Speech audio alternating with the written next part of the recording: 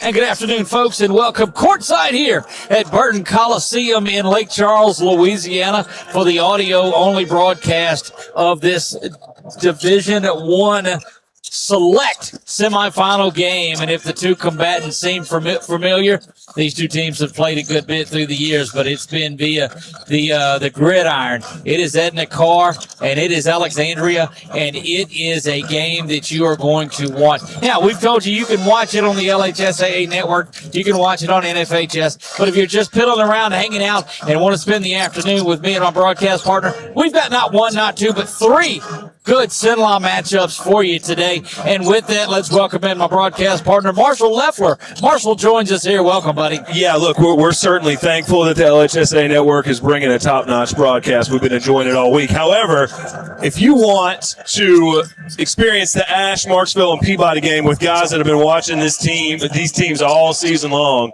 keep it right here to 446 Sports. Doug, you and I were in Caesars Palace for Game 1 for the Trojans against Evangel back in November before Trey Doherty was had laced up his. They are with 2 games left to give Coach Brasher another championship. They've done the simple things really well to get here. They've played good defense. They've rebounded. They've protected the ball, not turned it over. They've done some of the exceptional things that got them a 2 seed, shooting threes, getting turnovers, highlight dunks from all up and down that starting lineup. The challenge, like you mentioned, though, a lot of it is that Edna Karr brand. They haven't faced a New Orleans team yet this year. You're going up against a school that has succeeded in athletics, and that has succeeded on the court. Obviously we know what they've done, on the football field, but they've won 3 basketball state titles. They won one as recently as 2007. So this is a program that knows how to hoop, and they're going to be looking to get back to where they're used to being, which is the finals. Look, they definitely are, and they bring a toughness and a swagger that a New Orleans team will bring to you. But Coach Lance Brasher has been here. He's been here recently, 2020. They win in an empty gym, a COVID gym. We called that game right here on 446 Sports, and I'm telling you, it was surreal. It is much different because I assure you it will get loud in here this evening. But he is a championship pedigree, championship caliber head coach, and knows that just getting to Burton is not the reason you're here. You mentioned the championship pedigree as a head coach and what he did, in that unique season that we all remember pretty well. Also has that championship pedigree as a player. His senior year was my senior year. He lost a lot less games than we did. He lost none of them. They were 41-0, and he basically, him and John Ford and DeAndre Eggins led that team to one of the greatest seasons in Louisiana basketball history, a top 10 national ranking that year. So Coach Brasher doesn't come to these state tournaments with a mixed agenda. He comes here to win, and he's got the roster that can get that done for him this season. He's got a coaching staff that he's been working really closely with all year to kind of unify that message in that locker room. So the table's set for the Trojans. We talked to the coaching staff pregame. And we do this constantly, Doug. We're trying to get scout reports and find out, what's the other team going to do on their baseline plays and this and that. And you can talk to the coaches, and what do they say? We're worried about our game plan, which we already discussed. It's pretty simple. Defense, rebound, protect the ball. Inside out. It's been that way since way back when we talked to Coach Brasher and said, hey, this is a special year. We do football. We do that. We want to get involved with basketball. And he said, come along for the ride. It's going to be a lot of fun. Along the way, we talked about those other 2 teams are playing, and that's what makes this Brasher-led team so good is Marksville's playing for a semifinal. Played them already this season. Peabody will do that at 8 o'clock tonight. We'll try to play for their 11th state title. Play them this season as well. Split with those 2 games. You remember seeing those on 446 Sports. This team is battle-tested. They're ready to go. And I'm telling you, to me, and so let's jump in as we've got 4:46 to go until they tip things off or get things going. Jarvell Bordelon. So much is heard about Tyshawn Duncan, but you look at Jarvell, you look at Bolden, you look at Corey Wright, you look at, Eli off the bench. This supporting cast, 7, 8, 9 deep, are really, really good. Yeah, it's not every day that you hear about the leading scorer for a basketball team doing so quietly. Oh, he's quietly their leading scorer. Right. But Jarvell Bordelon averaging 17 points, leads all Ash scores this season to go along with 7 rebounds and 2 assists per game. A lot of games, a lot of days, he's the heart and soul of that squad. He makes it happen on offense and on defense. A leadership role for him with pregame when the referees are talking to the team captains. You're going to see number 12 involved in that, and just how he's continued to kind of help this team navigate a season that, like you mentioned, was tough from the beginning because of the expectations because of that 2 seed that they expected to contend for. And Jarvell has been at the heart of that on both ends of the floor and in the locker room for the better part of this season. I think the defining moment in this season, Marshall, and correct me if I'm wrong in this, Tyshawn was out for a couple of games, and it seemed like a switch flipped in that young man because there's so much pressure on a 17-year-old. You come in, you're 6'8", you're the number 1 recruit in the state, and man, that pressure gets on you. You start reading the headlines, and that gets on to you. But when he sat back and said, look, I don't need to be that guy they talk about. I just need to be me. And now everybody else is gelling around him. That's what flipped the switch, I think. Yeah, and I remember talking to him after that first game, after their lineup had kind of changed there at Gina. And he just talked about, look, if I have to lead, if I'm called upon to be the leader of this team, then the best way that I know how to do that is just by doing the right things. That's it's not by some fiery speech. It's not by some, just lighting people up with these, brave tales of leadership. It's just doing the right thing day in and day out. And that's kind of a model after Coach Brasher. You're not going to hear Coach Brasher give a lot of rah-rah. You're not going to hear the Miracle on Ice speech coming from Coach Brasher. You're just going to hear him consistently talk about the right things that he wants his guys to do. And that's got him here. That's correct. And he will fight with everybody that suits up with him. And man, I'm telling you, it seems like they go to the bench and they've got somebody that comes in and makes a difference. Eddie Williams has been as solid as anybody coming off the bench too. And at first of the season, you're like, who? And that young man can jump out of the gym. Yeah, and it's really helped their depth a little bit, because there's different things they can bring off the bench. David McKinney, who's many nights their sixth man, he can come in and do a lot of things for them on defense. He knows the offensive playbook very well. He's a steady presence there in that sixth man. On the other hand, if you need to bring in Eddie Williams or Jaden Eli and bring that energy, bring some explosiveness, some speed, things like that, Eddie can provide that in a hurry. And Eli's kind of also kind of mimicked that and come into that role as well. So depth is important. You can see Edna Karr has it for sure, especially on their front court. They're going to bring, Ash is going to have the tallest guy coming out of Mo Suttles and Tyshawn Duncan. That's obvious. However, beyond that, either Jarvell or Ashton might be your second tallest guys on the roster. So, maybe Gage. But point is that, other front courts can match the size of Ash cumulatively. Once they team up with the front court, Tyshawn may be taller, but the rest of them, that's right, can try to enforce the size advantage. So we'll see how that depth that Ash has been able to build over the years, build over the season with doing different lineups. And then we saw in the quarterfinal against Tioga, Coach Brasher consistently subbing 3 guys in every 2 minutes, just on and off throughout the first quarter. And that didn't have to do with foul trouble. That had to do with the pace and what he was trying to do. And it showed in the last 5 minutes of that when Ash opened it up, too. Of course, you had a couple of injuries. You had some things going on. But they aggressively get after you.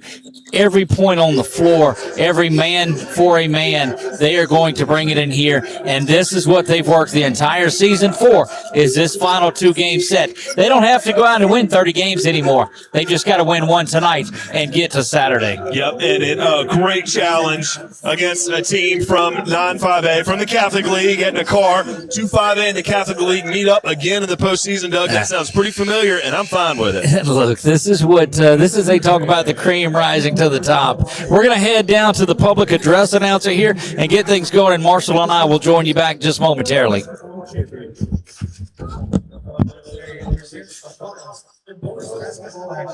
As Edna Karr takes on Alexandria 6-0.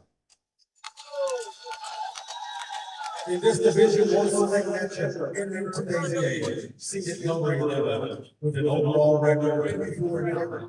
You can get down behind the side. Get behind the side. And the whole team is seated number 2, entering the game, an overall record of 27 from Alexandria. Alexandria High 2. And let's look at the team's first on scores for Edna Karr. Number 4, Kenny Williams. Number 12, Joel Hunter. Number 13, Steve Miller. Number 14, Jasmine Taylor. Number 20, Daniel Osborne. Number 21, Ethan Johnson. Number 22, Thomas Turner. Number 30, Edward Kent. And number 25, Chuck White. And now your non-scorers for Alexandria. Number 2, Edna McKinney. Number 5, Jake Keenan. Number 11, Amari Postgame. Number 14, Eddie Williams. Number 20, James Grant. Number 22, Terrence Howard.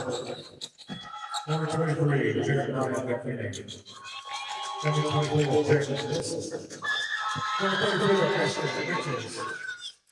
And number 40, Jeremy Christensen.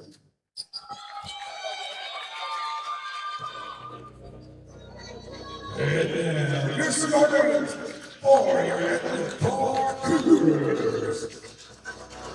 He's a junior at guard, number 1, Khalil Fisher. At guard, junior, number 2, Xavier Davis.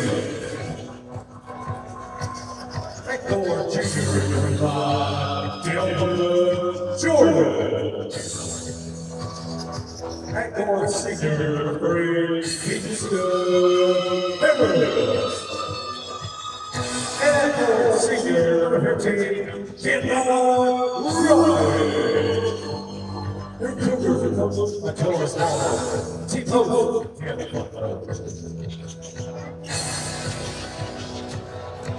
And now your starting lineup for Alexandria Programs. At guard, junior, number 10, Lauren Gordon. At guard, junior, number 4, Marcus Boone. Junior at guard, number 3, Trent Corbin. He's a senior at guard, number 12, Jordan. And your center, senior, number 0, Kashore.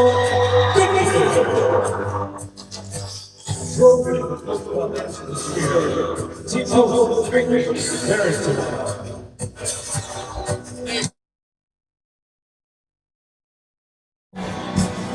And there we have it. The starting lineups are in the books. And Marshall, it has been a long season that we have started this. I mean, this kind of transitioned when football was still going on. But, man, here we go. Still in this tournament. They played against Ash this year. Right. You know, the top schedule, Peabody, Marksville, obviously they're still here. Ash just dealt with them. So no surprise that the schedule that they went through to get them to this point got them this far, to where that quarterfinal matchup against a 7th seed like Toga was something they felt they could handle. But now they get a chance tonight against the Cougars. And they're going to bring in, a talented backcourt, a backcourt that can score. Leading scorer for the Cougars is going to be their guard. Number is Fisher. So we'll see if Ash can match up early on with that guard play, which is super important there in these late games. Tyshawn set to jump things at center. Tip is up, and we are underway. Controlled by the Trojans, and Doherty has it now across the timeline. Edna Karr comes out in that 2-3 zone, looking to get the shooters out. Bolden will try it from the corner. That one a little tall and recovered by Edna Karr, and they'll make their way back down. And we'll see that guard play, Marshall, that you talked about.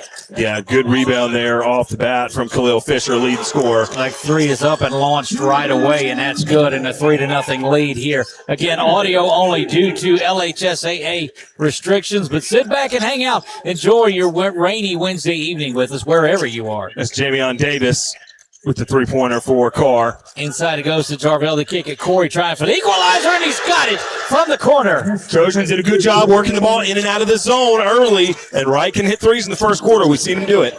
3-3 in this one. Corey answers the bell there. Trojans had missed their first shot. Second possession now for Edna Karr.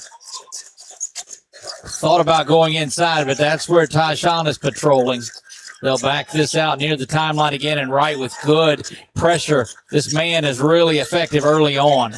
Yeah, you can see as they get a post entry there. Both Doherty and Bolden guarding players that are a little bit taller than them, so see how they can hang in there early. And we've seen them go against some guys. You know, we saw them when they played Marshville and Bam and Armani and those guys. That three is up and launched. Front iron, no good. Rebound controlled, up and under and in, and that is good.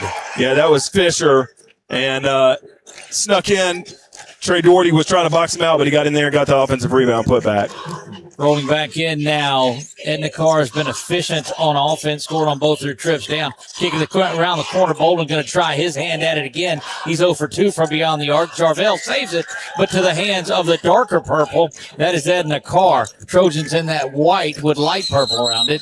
And a traveling violation is going to be called. And that's our first clock stoppage in the first 2 minutes. Ash has done the same thing against that zone look. Try to reverse it through the middle, get it to the other side for a look for three. They made the first one, missed the second one. Trojans in white with block numbers. Alexandria across the front of it, trimmed in purple. Edna Karr with the all purple and gold trim in this one. Inside and underneath it goes to Jarvell, and he gets it to fall. Really nice cut across the lane for Jarvell. It's exactly what you want to do against the zone. Work that short corner. 5-2 into this one. Internet issues inside the gym, so we'll keep it radio style. There's 5:36 and counting here in this one, tied at 5. Your score at the bottom, the Wallace Eye Associates shows 5-3, but it's not now 7-5 with that basket. Edna Karr. Fisher with the Euro step through the lane. He's been active early, like I said. That's their leading scorer. 5:20, and look, Marshall, when you're inside a gym, you're at everybody else's mercy. There is a top 3 shot. Corey does it again. He looks over the bench and says, yep, I'll take 2, and Ash in the lead for the first time, 8-7. He hesitated a little bit. He was looking to keep that ball moving, but then he was so wide open, they said, well, let me try one. Bolden has missed a couple, but Corey has made up for it. 8-7. Trojans lead this one. Carr's made a substitution early on in games before, just like Ash. You see him work inside, kicked out. There's that defense. Tyshawn hasn't really, well, there he is. Now he gets into the stat sheet with a good rebound that'll get things going back the other way. Bolden now is picked up right across the line, and Trey trying to go coast to coast and ends up getting fouled. So that's a really nice end-to-end sequence for Doherty. Doherty crashes the rebound on that shot, and that allowed Tyshawn to get the rebound easily. He was able to get a quick outlet to Bolden, and then here comes Trey outrunning everybody, getting a dribble drive down the left side. Now he's at the line shooting 2. He just ran the entire length of the court, out-hustled everybody. Look, and that's completely different than what they've done on their first, 3 or 4 possessions down the floor. They were a little more patient. This time they just gave a toss sweep to Doherty and let him go to the basket. Yeah, try to hold him to one contested shot. That's exactly what Ash did. Second free throw from Doherty is up, and it is good. 9-7. Trojans lead this one with 4:28 and counting here in the opening frame. Settle in. We are in for a good one this afternoon. Hope you're staying dry and out of the weather back home. Corner 3, fake there. Doherty doing a good job coming out, and there's Corey picking up the defense. And I'm telling you, it's finding it tough to get inside that man defense of the Trojans. Yeah, 2 contested jumpers in a row. That's what you would want to see if you're Coach Brasher. And Brasher's a guy, we talked to him. You know, it sticks out in my mind when he talked about that 76 points they gave up to Denham Springs. Albeit in a win, he says, we want to give up 46 points. Yeah, a lot of offense, they can get on runouts, but they want to guard people and make that easy. Eddie Williams set to check in. He is at the scorer's table. Tyshawn takes a 3, and there it is. Jarvell to clean things up. That's a great adjustment, Jarvell. He just flew in there and adjusted midair to lay the ball over the front of the rim. Tyshawn hadn't been too active on offense. Most of his touches have been reversing the ball, so out down in the low post as well as I've seen him all year. Yeah, he rebounded really, really strongly against Tioga. That was a key part of his contribution in the Peabody game. See some subs at the bench now for both teams. Yeah, you're coming in with 3 guys for Edna Karr. Inside it goes. Tyshawn was looking at his first trip to the basket instead of landing his first trip to the free throw line. Yeah, good job by Karr to stop. Absorbed a lot of contact there. Good job trying to go up. So now he'll get 2 free throws, and we'll see Eddie Williams check in for Ash. And it looks like Carr's going to bring in 3 new guys. Trojans lead this one. 3:03 to go. It's 11-7. Tyshawn set to go at the free throw line. And, Doug, they haven't really started off against that kind of defensive look that many times. A lot of times the first couple minutes of the game are breakneck, full court, man-to-man press. So Ash has done pretty well to run some sort of structured offense here against getting this look early on. They are, and it's settling into what that Lance Brescher is wanting in this one. He wants to keep it. He likes, you're over halfway through, and Edna Karr has just 7 in this, and he'll take that every day. He's okay with a 50-40 win. Especially if Ash is hitting their free throws like that. Both free throws up and good. 13-7. 13-7. Trojans lead this with 2:57 and counting. Kicked off to the far side. Corey out on defense. We'll see now what Eli is able to do that he's in. Carr's had 3 different guys bring the ball up on offense, so their guards are interchanging a lot. Ash is going to have to stay home on defense. Doherty and Bordelon out earlier than we've seen, but there's paying dividends. There's a turnover, and good work by Eddie. Well, David was looking for it on the run out there. Yeah, Eddie Williams gets a steal there. Tyshawn's going to try a ball screen now. Inside it goes, a beautiful ball movement. So, yeah, look, Edna Karr is going to call a timeout. They came out on defense, out of the lane really aggressively there. Ash was able to spread them out, and as soon as Edna Karr's post player vacated the lane, they cut in and took his place, and they got a layup underneath. That's the second time they got an assisted wide-open layup.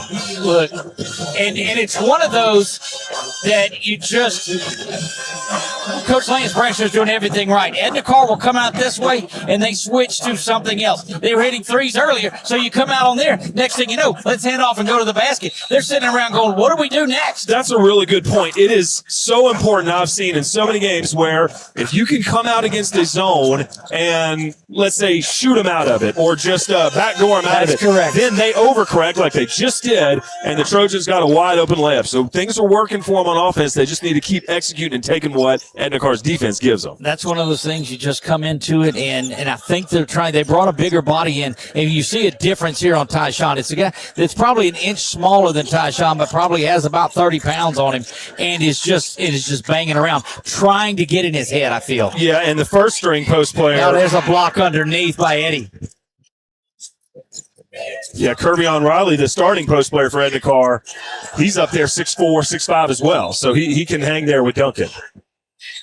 But size-wise, it was about the same. This young man, number 30, is on Tyshawn, and you can see Tyshawn starting. 3 remains in this one. Trojans lead it 15-7. There's an elevated jumper, no good. Rebound controlled by Bolden, who comes away with that one. Marcus got some air on that rebound. Somewhere Mr. Lewis is smiling like he does around this arena.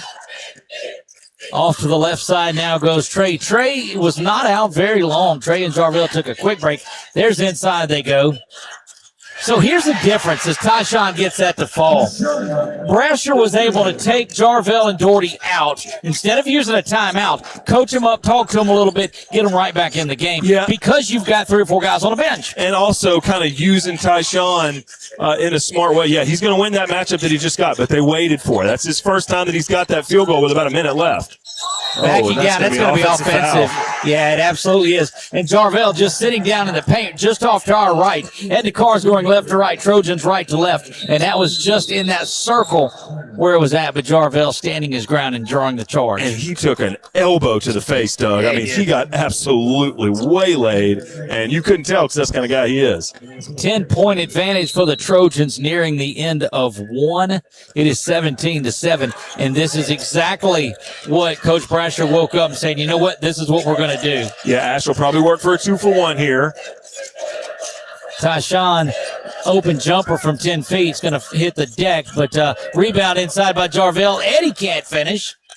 And then the Trojans come out empty on that with 3 real good looks at it. Yeah, both Jarvell and Eddie had tip-ins that just barely didn't go in. You just keep waiting for one of these teams to land that big blow, that run-out dunk.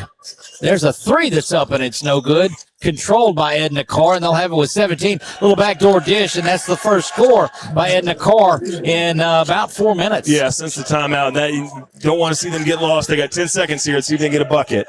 Trojans now with 6 and 5 and 4.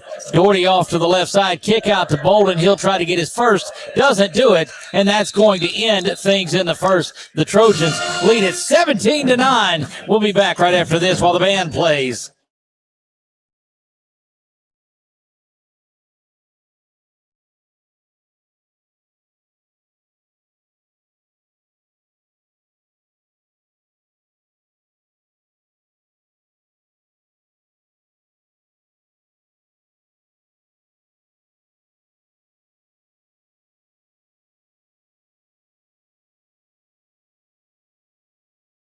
And we're back here, and you hear the band playing in the background.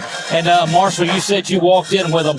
What a difference that makes. This is a basketball field. Oh, yeah. I mean, I haven't really heard them since football season, but I remember being in Louisiana Tech and having the hoop troop there. It definitely adds to the environment. The hoop troop. Yeah, I heard you. That's great. And and look, so you see the Lady Trojans basketball team in the house. You also see the baseball team is in the house. That's right.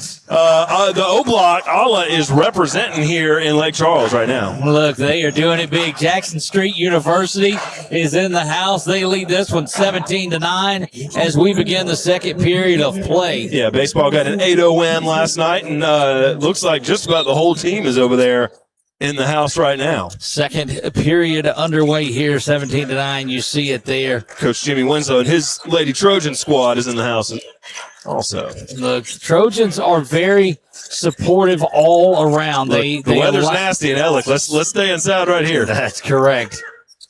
Jarvell just in tight coverage out on the wing there.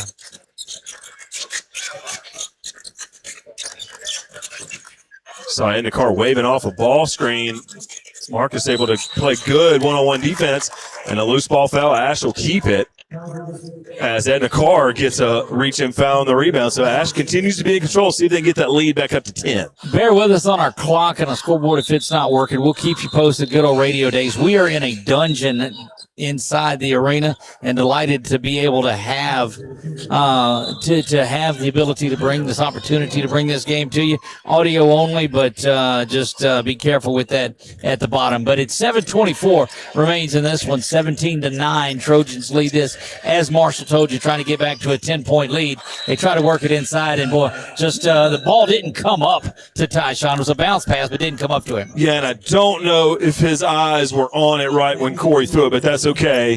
They've been pretty careful with the ball, not too many turnovers. And look at the body that I'm talking about. Oh, yeah. Here. He just comes in and he's leaning like a big heavyweight fighter trying to just lean on his man.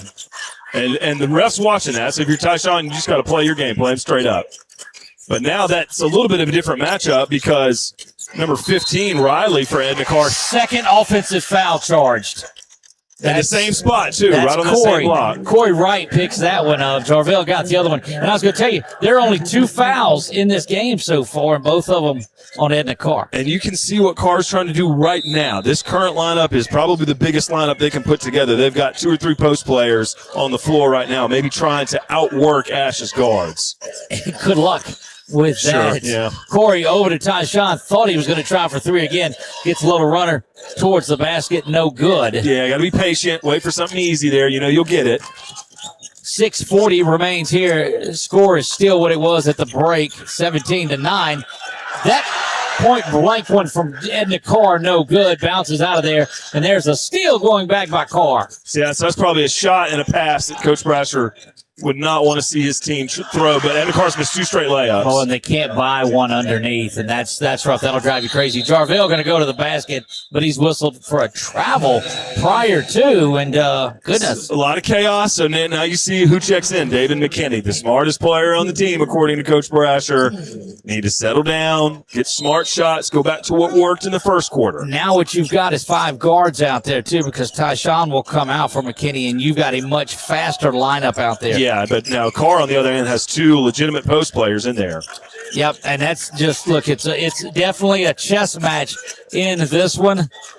6 minutes remain here. 2 minutes, no scoring in the second. Yeah, and I think you're right about that chess match because Karr just haven't been able to get much going offensively. They're just going to try and see if they can get layups. There's a jumper, no good. Eddie goes up, or no, Doherty went up and got that one. Yeah, Trey goes up and gets that rebound. And I like the call there from Brasher to slow it down. Definitely. Find what they can do well on offense. Get a layup. If they haven't scored yet in the second quarter, they need to find a layup. 5:31 when that shot goes up from the corner by Corey Wright. It's no good, and Edna Karr off and going the other way. Racing down the floor. 3 straight missed layups and out of bounds on McKinney. So good effort there by David, but Doug, that's 3 layups that Edna Karr's bailed you out on. Yeah. And you're giving them these opportunities down here on offense for Ash. You've got to settle down and find one of those layups yourself. Well, Ash has not scored in the same amount of time to start this quarter that Edna Karr's not scored in. You're supposed to be up by 15. Well, you got to get that first half control early. No foul trouble for either team. But Ash's defense, like I said, they continue to force Karr into contested jumpers. Correct. Like that shot, one. finally, that one ends the drought that was about 3 minutes. Yeah, but 4-0 run here quietly by Karr as Tyshawn will get set to check back in. Yep, if you'll remember 17-7, that 10-point lead we talked about. And so I think you're okay getting Tyshawn a rest right there. If you notice, they took Big Number 30 out of the game. There's a 3. Trojans still unable to make a basket here since they got to and since they built that 10-point lead. 4:46 to go, Marshall, until halftime. It looked like if Jarvell got that ball right back, he'd have made it the second time. Might see his outside shot start to open up here. Good pressure out front. Well, look at Eli. Yeah, Jaden is on him, to say the least. And I mean, just a glove out there, and that one is thrown away. That's what happens. You don't see the guy that's breaking the basket because Eli's right in your face. We talk about McKinney's versatility. He's in there guarding the guy that Tyshawn was started off the game on. So literally, we've seen David guard 1, 2, 3, 4, 5 every position on the court this season. He goes to the bench now, but that's a nice spell in there for David McKinney to get in there and play defense and really hold his man down for the minutes he was in there as Ash will hold on to this 6-point lead. It is 17-11. We just got word that we've got that back, so we'll get the exact clock time on there. 4:17 is what we have here remaining in this one. Ash will take it out of bounds. They got a lot of offense going on baseline plays last Friday, running this same play. Well, that was a pretty tight, low-scoring game in that Tioga game as well at the half. And it was a lot of pace. Oh, look at that one. Going to be a foul whistle there. And so the only one really that's getting, that's 3 fouls, and that's 2. So Edna Karr is picking up some fouls early on in this one. And that's one thing that I like is that Ash has not really committed one. Yeah, and a lot of that goes to taking those charges. We've seen that a couple times this year, Doug, when Ash just takes charges, successively like that. The other team's offense is like, gosh, we don't know what to do. We can't get in the lane. So, because, gosh, if you don't take a charge, then you got Duncan right there waiting to affect your shot. So 3:53 before the first basket was scored, and they were both from the free throw line. So we're nearing halfway home in the second. And the Trojans are held without a field goal, and that 3 ball is up and from the corner, and you cannot let a team hang around. Yeah, that's probably the look that you'd want to force is a layup kicking out to a 3, but they knocked it down from the corner. At this point, Ash just needs to match this offense, take the lead into the halftime. And they make adjustments as well as anybody does. Jarvell thought about it, but he is manned up out on the wing. So one adjustment they're going to have to make is how does Tyshawn be involved in this game while not getting touches, not getting a bunch of space? You see him right now. Just wandering around. He's got to stay moving. He's got to do something on offense. Jarvell, little turnaround jumper, no good. And there's their big man able to pull that one down. Tyshawn's been involved, but it has been defensively, and that's it. Good move to the basket, and there's a timeout by Brasher. But let's keep it here. Talk about one of those free throws he goes down and makes, and that looked Jordan-esque from the free throw line where he went up. Yeah, I think, Ash, this is a good time for a timeout if you're a Trojans fan. As, Karr's going on what's essentially a 8-2 run here to end the first quarter and thus far through the second. So they've got to reset on offense. They got to find those layups, and of course, they hit a few threes early. They haven't got those shots to fall in the second quarter, but they've got to go and find those layups again and try to force. And kind of like we saw in that last possession where a few guys didn't really seem like they knew what they were doing. Kind of switching their defensive looks has worked for them as they've crept back into this game. but you can't live by the three, especially in the semifinals. Speaking of 3 minutes to go until the break. 19-16. Alexandria leads this one as they have throughout. Bolden from the top of the key, no good. Rebound controlled by Edna Karr. And they've been the aggressor over the last, this entire second quarter. Shot to tie up and no good. McKinney knocks that one over to Bolden, who'll pull it down. Give Marcus Bolden the rebound, and off to Doherty it goes. I like the look from Bolden. He's wide open, and that's what he's in that lineup to do is make threes. If he can get another look, I'm fine with that. Just need to be smart shots. I think the difference maker in this one is about to check back in Corey Wright. Corey has been phenomenal in this game today. Bolden thought about the three. Instead, we'll kick it over to Eddie, and back he gets it. Left hand is going up. Now he switches into the basket. He goes. Couple threes they passed up on that possession, Doug. They passed up on threes, and they got a finger roll at the cup. That is what you like to see. 2 minutes remain here in the first half. You saw both Corey and Marcus look at threes and decide to make a better pass, and they did. And look, I'm all about that. They'll call it out on Alexandria. The old Larry Bird block. Let your man beat you, and then get a block from behind. Good job. That help side block has just been so good. You let the guy go by you. Now, glad you brought that up. Carr's gotten a few buckets off of some weak side lapses on defense. Ash has got to make sure they're guarding away from the ball. Back over the top it goes, and Trey pushes his man all the way out near the timeline. Will settle back inside the three-point line and match up, looking for a screen, and gets it. Good switch as McKinney pops up defensively, and the Trojans rotate well.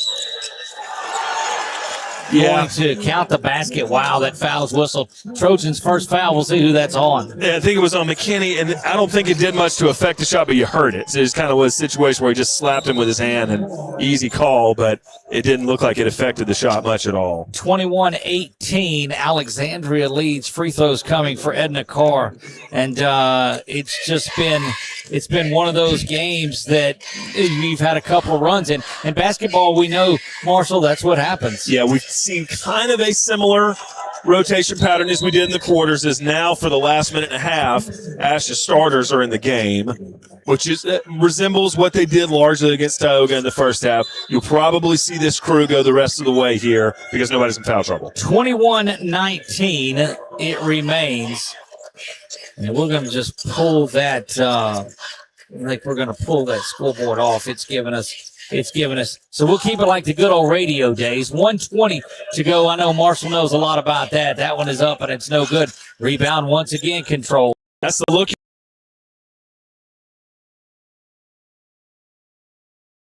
Should do that again.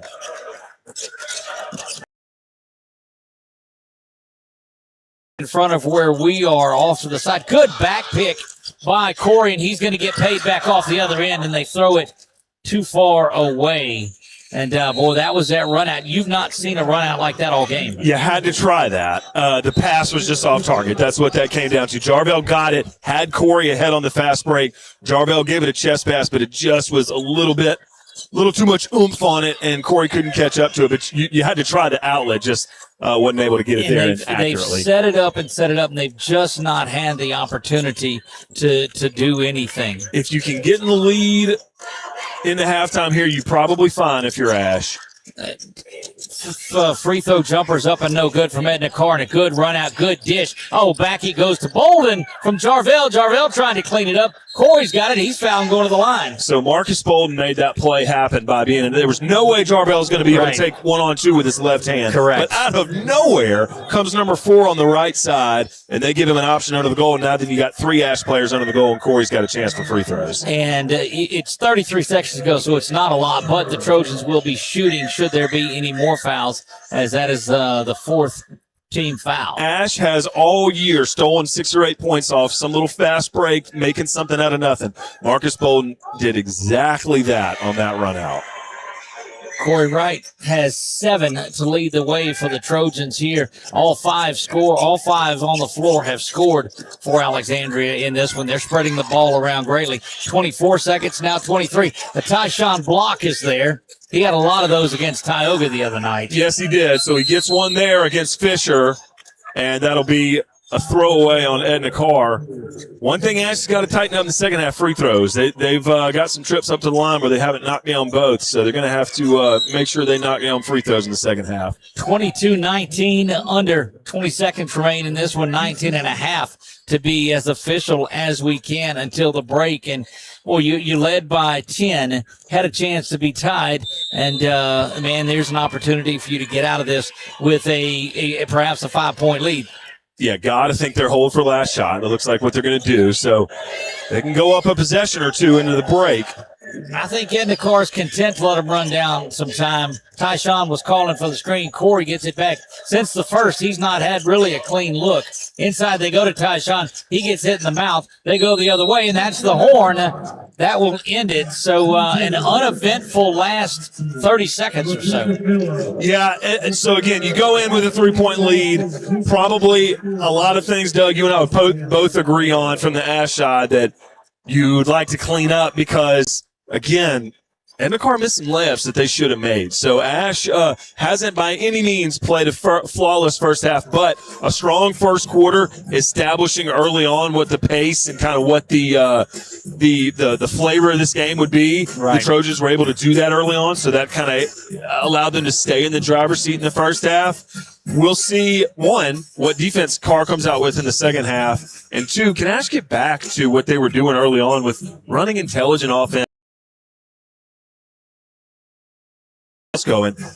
That last play was kind of indicative of what we saw the second quarter on offense, just a little bit of uncertainty and kind of a lack of rhythm about what we're trying to do on this trip down the floor. So they can get that back, and then also, like I said, just kind of stay in control of the pace and the style of the game. I think they'll be okay. One thing you see up there, no foul trouble on the Ash side to speak of. So that was an issue in the Tioga game. Luckily, Tioga had way more fouls. Ash had to deal with that. Really nothing, no problem, no excuses if you're Ash. So you just got to go in there and because there's really nothing more to discuss. You know your game can beat them, but you got to play your game. Spread out. You see all 5 of the starters have points in this one. 7 for Corey Wright leads the way with 7 on the strength of 2 threes that he had and that free throw at the end. Jarvell, Tyshawn, and added 3, but man, I just feel like nobody's really taken over in this one, and like Edna made a great adjustment on Corey Wright, seeing that he was hot. Yeah, and I think I think what Coach Brasher and Coach Bailey and Coach Cootie would like to see take over is just the fundamentals, just the actual approach to finding the easy bucket, because that's what they were doing early on. So. And I think we saw a lot of that with Duncan, too, early on. He was content to just take the ball and reverse it and not force anything. Second quarter, started to force some things. Kind of took that floater in the lane going down, well, with his left hand down the middle. So can he just get back to, look, let me do what I know I can do on offense, which is dominate the matchups that I get when I get them and not before that. And here's one thing that we'd like to see. Again, we talked about it there in the second quarter, that I want to see him back down and into that. Yeah, and I was just about to say that.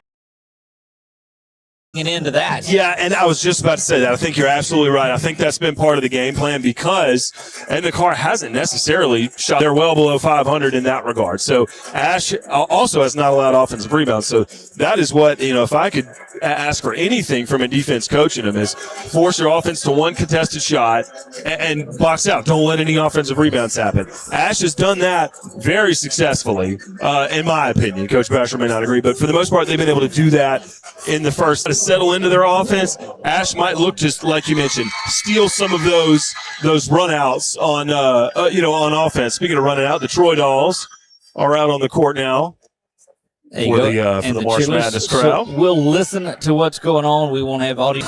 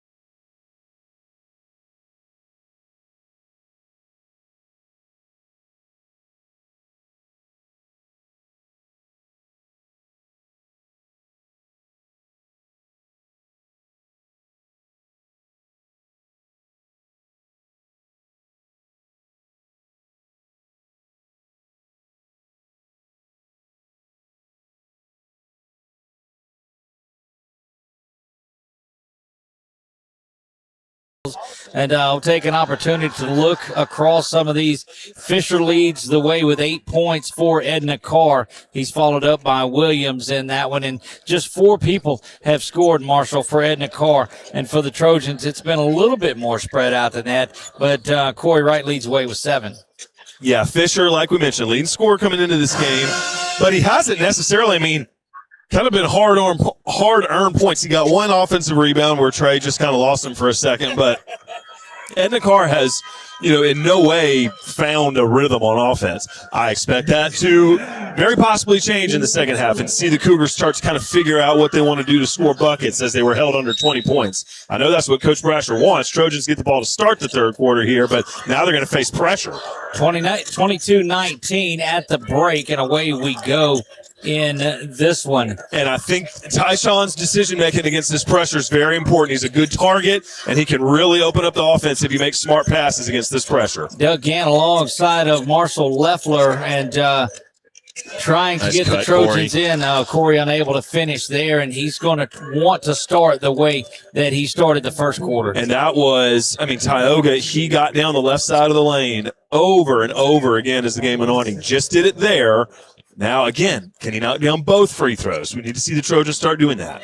7:36 remains, gets the first free throw to fall, and 23-19 back to a 4-point lead. Trojans led by double digits, albeit very briefly.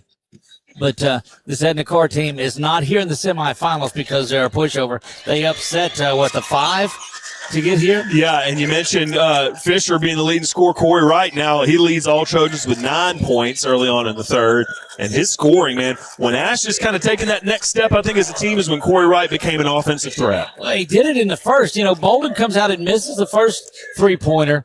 Corey knocks down a couple of them. Bolden misses another one, and that's what kind of helps spread it out. He's really, really come on as an offensive option for Ash as the season's progressed. So you really don't have a lot out of Doherty. You don't have a lot out of Jarvell, Tyshawn, anybody but they've got a 5-point lead. That really bodes well for you. Defensive battle. No problem with that. Just do it for 16 more minutes. No, and Coach talked about wanting to play in a game that was hold your opponent under 40 points.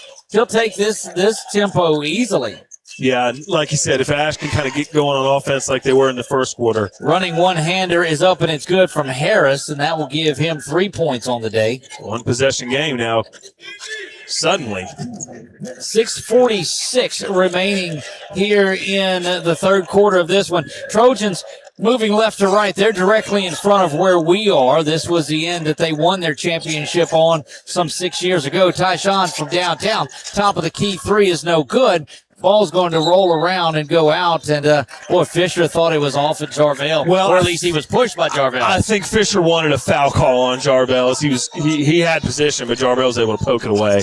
And he scooched to the end line and was unable to get there. Bolden thought about three, but I mean collapsing out on him with Jordan. And there's a turnover. Davis has it now in transition. Inside he goes to Fisher, and that was up, and it's good. It's a 1-point game. And Bolden took a little contact there in the lane. No call, but that's something they'll have to just be prepared to deal with. But, yeah, Marcus got bumped a little bit as he went into the lane. And, Marshall, I go all the way back to that 24. Timeout. Williams and Issa with whatever they wanted to do.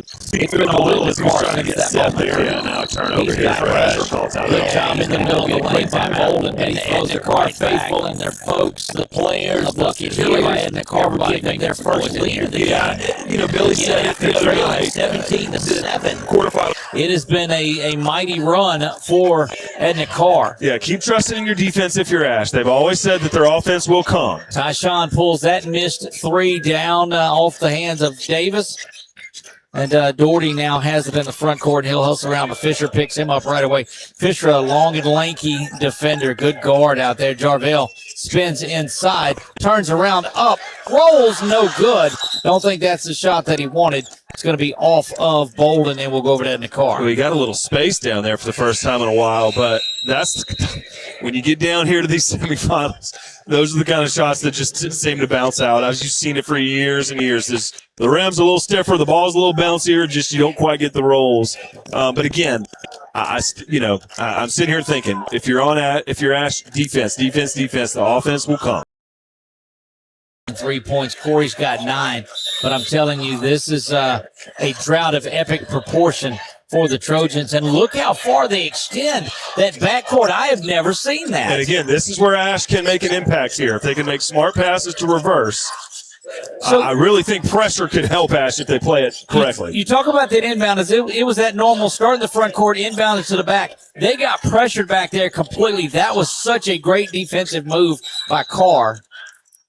And free throws coming. Corey Wright's going to go to the free throw line, and man, he's having himself a game. Or is that Marcus will go? Marcus will go. Yeah, Corey actually, kind of get moving on offense, but maybe these free throws by Bolden.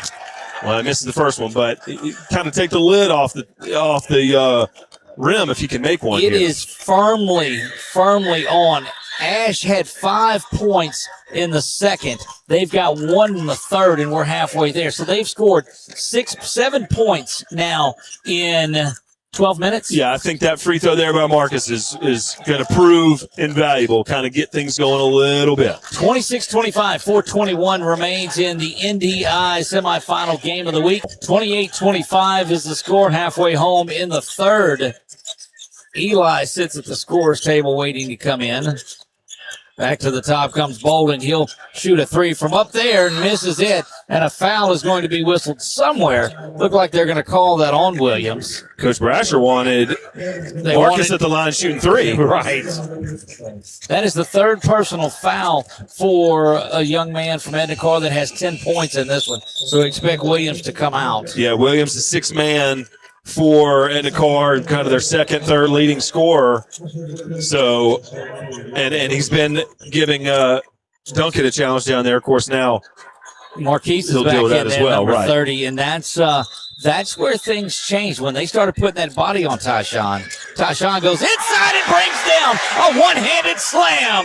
He's got to get back. Just like that, he's back in it. 28-27, Karr leads with 3:44 to go. So if you're Ash, you got to think of that as just 2 points. Look, I know that was kind of brought some energy into it, but you got the lead that you've got to get back. But it's the drop step and the heaviness to the basket that he went. Yeah, going in there against the sub. Yeah, picking on a reserve. That's right. Good way to attack out of a baseline play. That's the young man we talked about, though, that he was given about 30 pounds to. He will lay on you and wear on you. There's a steal and a clear path. Yeah, that's got to be a clear path. They may not call it a flagrant or a hold or a. I mean, because that's a breakaway. They've got to give 2 shots. They're going to discuss this. Yeah, they've got to give 2 shots in the ball on this. I think that's got to be what the call is. That is, yeah. So it's a clear path foul. And you saw the jersey get tugged there. You knew it was coming because Jarvell was on the breakaway. But are we not? Oh, no. We're not shooting that. So that's. I thought he made the symbol. Forgive me. So watch pressure here. Now they didn't do what they did last time on there. Another big body coming in. That is number 22, Turner. That'll make his way to the scorer's table. Well, Ash needs to get this bucket here because they had a layup stolen from them. Be sure to download the LHSAA Live mobile app to stay up to date with the latest score, schedules, news, and more. To the basket goes Jarvell.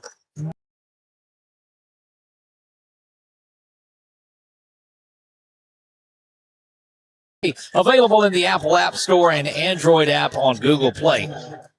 Got to get our necessary reads in there. Yeah, we're thrilled to be down here. Very thankful. Jarvell gets some free throws. 2:58 remains in the third, and it's Edna Karr 28-27. Jarvell's at the line looking to tie things. Couple scores here for Ash that just kind of need to see the ball go in. And, Bolden and Jarvell both missed the front end of their free throws, so got to see what they can get going here.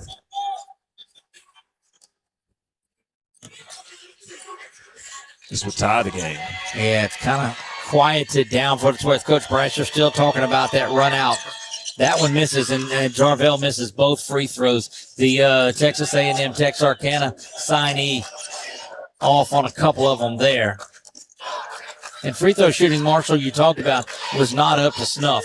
Yeah, and it's not picked up in the second half.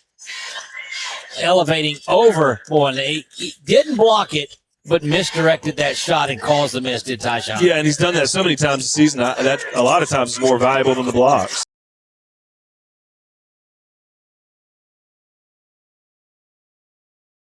Travel is going to be whistled on Jarvell. So I think that move step through, but if no one contacts them, then it's a travel. That's right. Raising Cane's is the official chicken of the LHSAA. Be sure to stop by one of their many locations while you travel to and from the LHSAA championships. Raising Cane's, one love. 2:16 remains here, 28-27, where it has been. Again, 5 points in the second period and only 4 here in the third for the Trojans. Let's see if Jarvell gets it. And that is what happened. Yeah, that one slapped away. Eli Prissing. I saw the 2, no 3. Corey will be whistled for that. Yeah, Ash needs to catch their breath. You see 4 players for Edna Karr jump on that rebound. Nobody for Ash left their feet. So they got to take their breath here, get their stamina back, and finish this third quarter strong. About 100 seconds left. Jordan now goes to the free throw line, 28-27 with the minute 41 that Marshall told you about moments ago. I am Doug Gann alongside of Marshall Leffler here on the audio call of this one. 28-27, third quarter we play. At the free throw line is Jordan. See Ash take the lead right here. Second free throw bounces around. Rebound controlled by Eddie Williams. And he has been a spark plug in the few minutes that he's been in there. Doherty calls the signal, wants to get Corey back to handle the ball, and does as Doherty. And now around they go. They're looking for the backdoor play and unable to handle that one. The play, I think, though, was there. There's a charge coming. Yeah. Yeah, Ash, and really that's that shirt play. Had it to Tyshawn, just mishandled it. Yep, and he was calling for it the last couple of trips down the floor. And a different look. So I hear people that talk about this not being a big deal. I always thought it was. This is a different basketball. They've used that Wilson all year long that they use in college. But you get down here and you use the Bodden. That's the official ball of the March Madness. So this is a different basketball that Ash and a lot of teams have been playing with all year long. I always demanded we only touch Bodden balls because that's what we wanted to hopefully use when we got down to the tournament. So here's what I see. It looks like it's got a little bit more of a shine. They're brand new basketballs, but it's also a different brand. It's a different basketball, different surface, everything. When you use, I can see the glow on it from down here. There's a turnover, and that's going to be stolen by Marquise. Yeah, these are right out of the box, I can promise you. Leads this one, and they're content to back this out. Usually doesn't give away. And there's a travel. So we've kind of been desperately waiting for Ash to take the lead back. They can do it here with a bucket. Just need to see them execute something on offense that works. So this is one that we talked about on the other side. We thought that the lead should have been bigger when Edna Karr went on their big drought from scoring. The Trojans have scored 9 points in the last 2 periods combined. It tries to kick that off to Doherty, and does. Doherty underneath. Tyshawn with a what a move by Duncan. Behind his back twist and puts that one up. I really wish he'd get back in there defensively, though, and quit looking at the crowd. And now he'll get called for the foul. Tyshawn will. But that was a really, really impressive tip in back there. There's no one else on that court can make the play that he just made. No, and he does it. He twists the body and contorts and pushes that ball back in and makes all the difference. Yeah, really nice putback. And again, with, like you mentioned, 5 points in the second quarter. That was the 5th and 6th. 14 seconds in the third quarter. You'll take it anyway. You see a good triple right now. There's 4 points. 29-28, Alexandria has the lead. Tyshawn just picked up his first personal foul, and that's only the second team. Bolden set to check back in following this free throw. Gets that to fall, and it's all square at 29. Yeah, you'd probably, if you're Edna Karr's coaching staff, you might look at some of this film and say we settled for some jumpers where we probably could have been more aggressive. But that's why Ash really hadn't Corey Wright leads the way for Alexandria. That bounces around. And an offensive rebound to give Karr a 2-point lead, and that'll absolutely drive you bonkers. Yeah, it took one extra bounce off the rim. Jarbel's jump was mistimed. Now they've got to get a shot up. Near steal, 1 second to go at the buzzer. It'll count if it goes. No, it doesn't. The lights didn't come on. I guess they don't have the lights on there. Needless to say, Edna Karr leads 31-29, end of 3, Marshall. Yeah, 8 minutes left. Ash is 2 points down. They've got everything in front of them to get a trip back here on Saturday. But, I mean, that was really the first quarter, obviously, that Edna Karr won. But Ash's, defense has to continue. But and here's one thing that we're not seeing that we are used to Ash doing: somebody taking the bull by the horns and going to the basket and scoring, hitting the threes. Corey was doing it first of the game, but Edna Karr has come out and says, hold on a second. And this stifling defense that they're putting on that has allowed, just 12 points in the last 2 quarters total is phenomenal. And I think, too, just kind of not letting the leading scorers for Ash really get going doing what they want to do. We know that Jarbel wants to get going down that, that deep wing into the baseline a little bit, down work on the block, trying to get cross screens. They haven't let him do that. Tyshawn, we know what they try to do, get him isolated in deep, one-on-one situations where he can use his vertical advantage. That hasn't necessarily been there. Right. Bolden hasn't gotten very many looks. He can take a few to get going, but shots have been, attempts have been hard to come by. So 1 quarter left. Trojans, all they need to do is just win this one by 3 or more, and they'll get to play for another state title. Jarvel Bordelon has got to take over. He has not been himself in this one. Just 4 points. Averages 17 a game. Need to come on and get something going here. Look for a big quarter from Jarvel. Of course, you see Karr now, we'll say slowing down their offense, but they're going to really develop some patience here. A little Craig Whittington-esque offense going for Edna Karr right here. Yeah, and you'll see that this deep in the playoffs anyway. If you've got a lead, don't do anything careless to give it away. Kick out 3. That is launched. That could be deadly. Misses that one. That would have extended it to 5. It does not, and Doherty's got it now. Coming back the other way. Again, we said Ash is going from left to right. Across from the bench is where we sit. Doherty, 0-0 mentality if you're Ash. Left side dribble there, and a foul is going to be picked up. And that's one thing about Edna Karr is they have committed some fouls today. Yeah, that's going to be the second foul that's called on Williams. And I don't know if you'll see either team in the bonus, but that could help Ash, although they haven't made Karr pay from the line yet. And again, you talk about we're used to seeing this number 2 ranked team do this. They've got to start scoring like they do. Tyshawn calling for it on the lob inside, and again, just too tall to call there. Yeah, that's a risky pass into a double team in the paint. But got a baseline play here. They've kind of stuck to a few key plays here. Let's see what they run. Handoff, inbounds to Tyshawn, handoff to Corey, and again, they throw it away. Running back down the floor, Bolden lets him go by, and it is a 4-point lead for Edna Karr, and their largest of the day. Yeah, they got to find a way to connect on that action. If they're not going to give Tyshawn room down there, if you're Ash, you're going to have to find some other guys that can get things done for you. We have not seen any fluidity on offense for this Trojan team. There's Corey from downtown. He misses that one badly. Yeah, and that looked like just kind of trying to get something going, which that's not where you want to be on offense. No, because you're looking at a foul is called there when it looked like a jump step travel. But they'll call Doherty for what is his first personal foul, first team here in the 4th, the 4-point lead. Inbounds it goes near travel.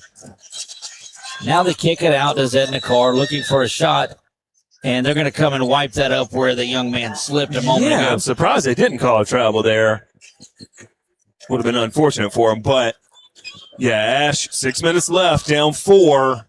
No time to panic, but the things that you've kind of let slip away, you've got to tighten back up right now. I watched the MMA fight the other night. You're telling me Saturday and John Curtis. But anyway, the champ just lays on the entire time here in the 4th quarter. That would define this game. They get one run here that will change. This is not their fortune and give them that shot at a title. Can they get that big run at a time where it would mean everything?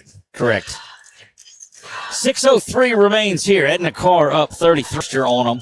They get it back into the backcourt. Goes Jordan. He'll come across the timeline once again with Corey in his face. Now Corey saw the double team and goes around. Edna Karr going to our left.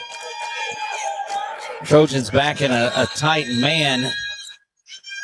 And another slip down on the baseline. And I'm telling you, that's consecutive plays that there's been a slip down in that same spot.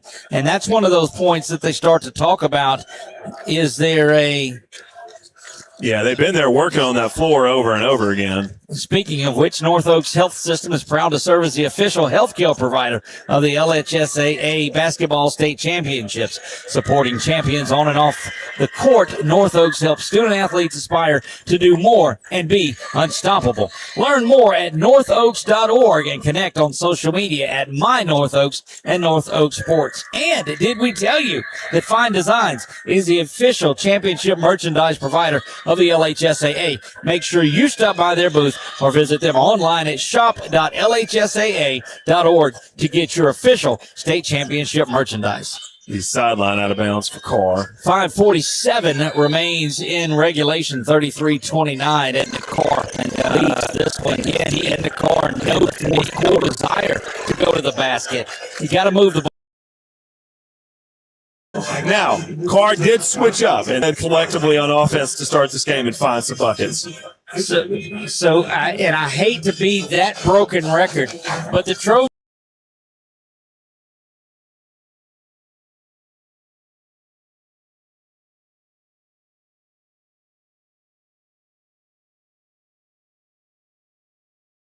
really yet to kind of make adjustments to those. So we'll see what they can get done in the final 5 minutes here. Just 2 possessions.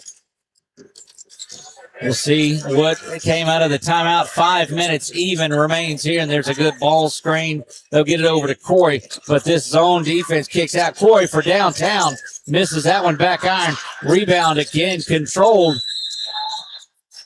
And near choppiness in there, but it's going to be a foul on Tyshawn, his second one for the reach. And you'd love to see that go in for Corey. I mean, that would have been a huge little boost for them on offense, but a lot of times, like we mentioned, this is, those deep shots here in Lake Charles don't always fall like they do at home. That's correct. Double team on the inbounds player here. They'll get Eddie Williams back in. They'll switch places with Bolden for a moment. And, boy, this man D is tight here. Nobody on the inbounder. They do get the ball in. Will make his way past Williams. Look at Eddie. Yeah, Eddie with a poke check from behind. Gets it to Jarvell. And Jarvell throws it away. Just uncharacteristically not Jarvell today. Yeah, good job by Williams to get a steal. Nobody hurt. Got to go down there and do that again. 4:46 it remains in this one. 35-29. Edna Karr has been the only one scoring here for the last couple of quarters. Kick it out there. That 3 could put it to 3 possession. That 2 to make it a 3-possession game. Turner gets his first basket of the game. Yeah, Ash just needs to break the run here. They're just out of sorts and can't figure anything out offensively. Tyshawn thought about a free throw line jumper. Eddie's going to try his hand at it. The running one-hander, no good. Bounces around. Again out, and it will go over to Edna Karr. And see kind of what you saw there is Wright got a catch at the top of the key, and you could see a little gunshot. He hadn't got that stroke going, so he passed up on a shot. And I'm not saying that he should have shot it, but that's just kind of when you go cold like that, you don't have confidence in anything on offense. 8-point lead for Edna Karr. They trailed by 10 at one point. What a run this is for Edna Karr. Yeah. It's been really a good job by them to just kind of weather the storm of their own. But Ash can get back and get this back. They've just got to go on that run. Well, that's a good block from Eddie from behind. Inside they go to Tyshawn, against Tyshawn, and boy, that one rolled off, and it seemed like it set up there on the rim for Edna Karr for about 10 seconds. They still have life. They really need to score on this possession. They really need to find a bucket on this possession. Do not have a point in the fourth quarter. Not 1 point. This was a 31-29 game. It is a 6-0 run 5 minutes into this. Still no relief for the Trojans around the rim. Yeah, you just see nothing falling. There's going to be a foul on Doherty, and that was frustration foul to say the least. Yeah, Fisher kind of hooked him in there a little bit, but I've seen this. I've seen when it goes like this on offense. You're just looking for somebody to take the lid off the rim. But how important would that of no call on the run out right here have been when Doherty was going to the basket? Tough to talk about that right now, Doug. Yeah, and it's just Jarvell getting that clear path and that layup that would have just got things going. But again, over 3 minutes left, you got a shot. You got life. It can happen. It just has to happen, and it has to happen pretty quick. Again, a 17-point first period, and the Trojans are rolling 17-9. 5-point second period, 7-point third period, and 0 here in the fourth. And we are 4 minutes and 52 seconds into this one. And I don't want to sound like that broken record, but I've got no choice. Well, again, I mean, with not that many baskets being scored, I mean, there's a few key plays that you look at. So, broken record's not that surprising. It's not like there's been 80 possessions in this game, and you're looking at all kind of three-pointers and things like that. It's just been both teams just trying to find easy buckets, and Ash kind of going away from just and buy a bucket. Yeah, so you see Eli checking in now for Bolden. Jarvell comes to the bench. Bolden is on the bench. And Brasher just trying to get some spark that'll get something going. Williams and Fisher set to inbounds in front of us. Yeah, and you might see a situation where Marcus and Jarbel take a quick minute and jump back in there, at least one of them. You know, this is that mindset that we talked about. Edna Karr has had such a grasp on the control. There's Eddie. Eddie with a steal on the cross-court pass. Tries to thread the needle over to Doherty, and he's pushed and fouled. And that'll be just the second foul. So no harm, no foul. But yes, some foul. Yeah, but you see just what Edna Karr does. It's just, you know, these layups that we've seen Ash get all year long, they're just not giving them up. They're not letting Alexandria get to the basket at all, and Ash has been unable to hit from outside.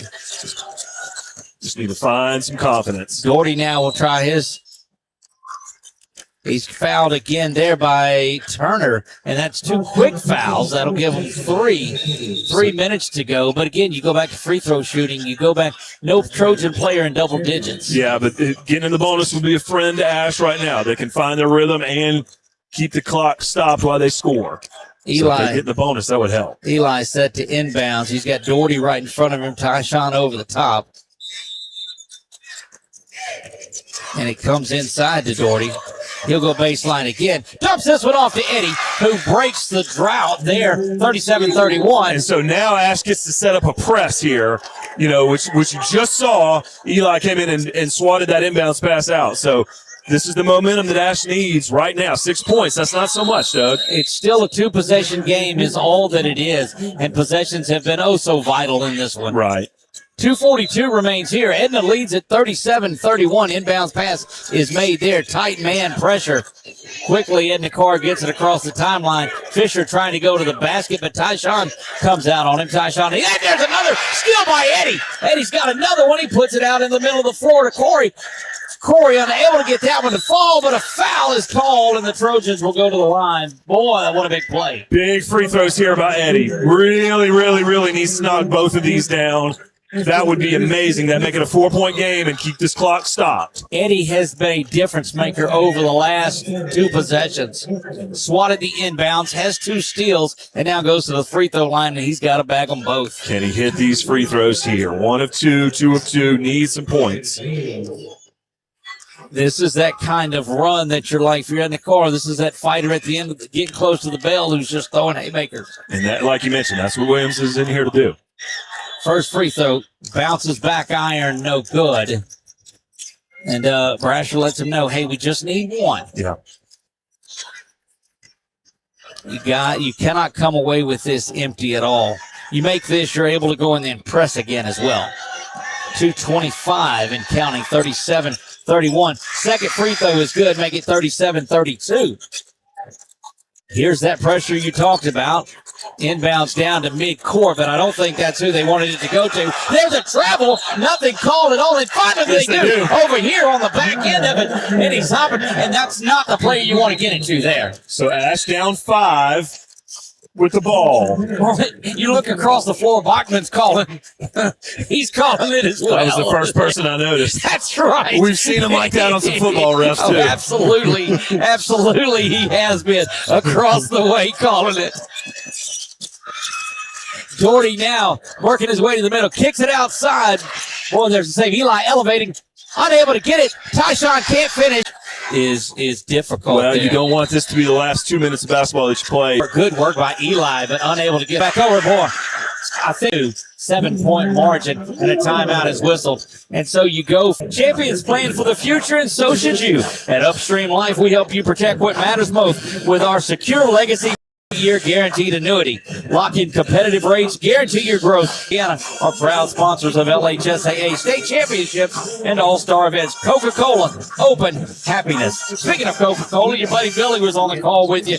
Tioga, and that was a good one. Yeah, great game. You see Coach Winslow actually over there talking to Tyshawn in the timeout, just kind of getting him set. He's on the bench. And the clock starts to roll. Trojans trail by 7. But again, they've got to find a way to hit a 3. There's a launch. That's not the one you wanted at all. It's going to be off of Fisher, and it will go over to the Trojans.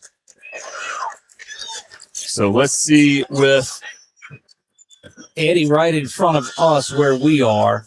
He'll come down just a bit closer to the corner, and they'll want to work back up top to Doherty. See if they get a look down with Riley on Duncan. A minute 29 remains in this one. Trojans trail by 7. Have not had a clean look, but have not had a good basket either. Kicked out. Corey fires away. No good. Rebound controlled. Edna Karr. And the Trojans cannot survive one more of those empty possessions as it's 1:15 and counting. Yeah, we haven't been able to just like get these easy layups on runouts. Now Doherty will foul to stop him there. It's the 5th team foul. Both teams in the bonus now.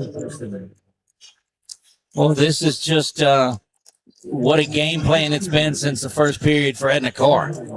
Yeah, and you see, so we talked about with about 3 minutes left, Bolden and Bordelon checked out of the game. Williams and Eli checked in. That stayed the same, so you might see the same crew for the last minute here. That free throw is up, and it's good.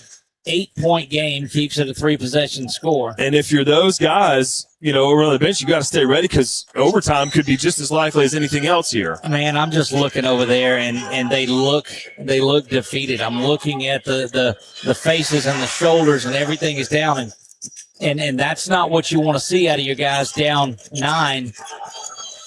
And there's a turnover. It'll go back to Edna Karr. And Marshall, that's more than likely going to about wrap things up. And Williams trust your game all the time. The official timeout is whistled by Edna Karr. Sales reps always want to sell me a whole case of them. So. Trail by 9. Yeah, and then really 53 seconds to go. Back of Trojans going up. Had a chance to go 19-9 and didn't put a layup in. One of those layups that just bounced in and out. You don't know why. You put it right where there. And then really from there, Ash had a chance to get one more and kind of extend that double-digit lead. From there, Georgia kind of weathered that storm. And defensively, they have forced some turnovers. If you look at the turnovers that Ash has made tonight, you'll definitely could look at that film and say, look, that's some turnovers that Ash was not made this year. Acadian Ambulance is proud to be the emergency services provider for LHSAA state championships throughout the year. Acadian Ambulance, knowing life matters. And this is a 7-win team from last year. Didn't have much free throws expectations. rattle out, and no. There's the inbounds and the need a foul, and there it is. They'll get it, and bodies start to Point.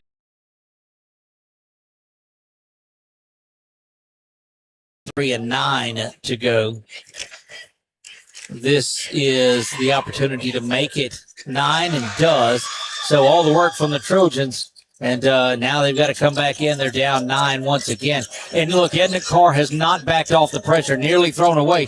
Doherty's got to get back to a 9-point deficit here. And this is going to take one of those Boston Celtic type of breakdowns. You've all seen the highlights of that, where the steal by Bird and all of those things. Yeah, and I mean, really, that offensive, that burst of energy right there that you saw from Doherty is like, where wish we could have seen a few more possessions like that here in this second half as Doherty will make the free throws. It's just Edna Karr has out hustled them in this game since the first quarter. And it's been it's been a tough one. 23 and a half minutes, and the Trojans have 15 points. Give them this one. There's a travel call, so 13 seconds remaining. Still 7-point game. Well, if you could get a 3 here quick. Yeah, some of these possessions, I was wondering if that's the look they were going to go for. Of course, I mean, you've been saying it all game, go for layups, so now they're doing it. Right. At a time that Edna Karr is dropping off and defending the, not sure. There's a shot by Corey. It's up and it's good. A 4-point game. And a timeout is called. Let a little bit of time run off the clock before they stopped it. I think they maybe would add some time back. It's 9.2 right now. Full timeout on the floor. It's a 43-39 Edna Karr lead. And they just did not make sense. Those 2 Corey Wright 3-pointers, that's the first one that they've made since the first quarter. And having been through games like this, you go down, if this ends up being a 4-point game, you'll think about those 2 layups or 3 layups or 4 layups or 4 free throws. You'll think about that for months. Let's see if Ash can. Well, Tyshawn was. I don't think. Maybe try to tie this game. Well, so was I. They definitely let a little bit of time run, but So you're going to get, you've got to try to get a quick steal and a quick foul. Trap. If you don't get it, you got one chance. We'll try one quick trap and see if they'll cough it up, and if not, you got to make contact and stop the clock. 9.2 seconds remain here in regulation. It is a 4-point game. Edna Karr leads us. Trojans. The Trojans, Eddie Williams has just big time. Now, they've got to hit a three. Oh, my goodness. They've got, in my opinion, they've got to hit a three to get within one so that Edna Karr will have to make 2 free throws. Trojans will inbounds with 8.3. They get it to Tyshawn, using a lot of time. 6 and 5 and 4. Troy, just now that one's not going to work there. They took too much time. And, Eli fouls with 4/10, and that is going to wrap up the career of Tyshawn Duncan. That baseline play a lot. It's 4 inbounds. Tyshawn trying to that mid-post and then dribble hand team, and they Karr just sniffed. So solid in this one today. Hold the Trojans to 39 points. It's good. Yeah, so, it'll be a 2-possession game, kind of any way you look at with it. 4/10, all you have time for is one little tap in. You don't even have anything. So the ball game is over with. That'll bounce away. And long shot thrown up.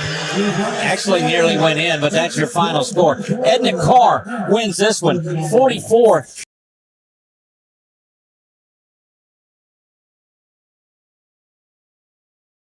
It's a Karr for kind of, like we said, withstanding that first wave from Ash and then just kind of taking over the game from there. But Ash, a lot of things that learn us. And you'll say goodbye to some key guys. You'll say goodbye to Tyshawn, to Jarvell, to Eddie, and to David. But you do have Bolden, Wright, and Doherty will probably be on that all-district team somewhere. And then you'll bring back Eli and some parts of that core, and then this is a 2-seed program. So can they maintain that level that this crew got them to this year? We'll see. For this Ash Trojan basketball team, they did what they were expected to do, which was be a top contender, be a team that everyone talked about all season long.